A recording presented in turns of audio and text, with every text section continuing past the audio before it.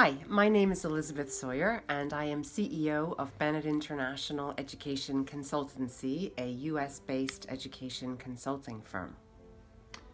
How do you do? Elizabeth, imagine that I'm coming to the U.S. for college. What are some things I should know? Okay. All right. I'm going to give you a few tips, things to be thinking about as you consider coming here. Tip number one, higher education in the US, we call college liberal arts, is a continuation of generalized studies. So in a lot of countries, students go to university already knowing what they're going to specialize in, and university is a course of specialization. In the US, students are expected to continue general studies, even though they will have a major, and their specialization will be limited. So it's really best for students who are open to and enthusiastic about that possibility. So that's your first tip. Okay. Another tip.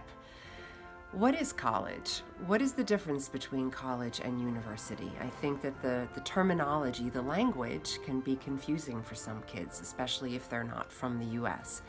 So we refer to college, or college is what we call the 4 years of study after high school or secondary school. And you can do college at a private college or at a large university. Universities are larger because they typically include graduate students who are working on master's programs or doctorates. But there may also be an undergraduate program at a university, which is college. So we say you go to college and you can do it at a college or at a university. Colleges are smaller and they are private, and they exist in all shapes and sizes, and there can be a college for everybody. So there are colleges that are just for men or just for women. There are colleges that specialize in a certain program. There are colleges that are religious or non-religious. So that's one of the first things to understand, is what we mean when we say going to college. And it can be either going to a small school or a larger university in order to complete a bachelor's.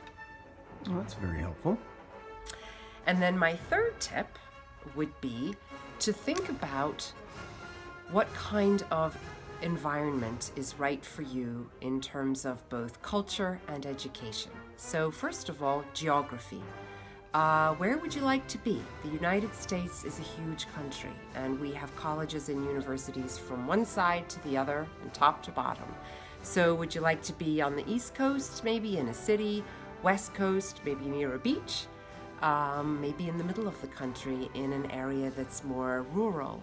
So physically, where would you like to be? And what kind of environment would suit you educationally and culturally?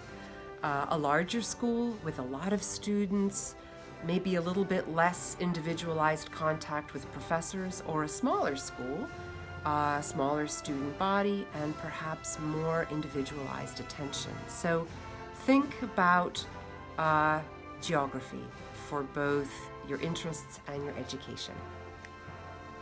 Do you remember those 3 tips? I surely do, and I'll keep them in mind. Thank you very much, Elizabeth. Very welcome.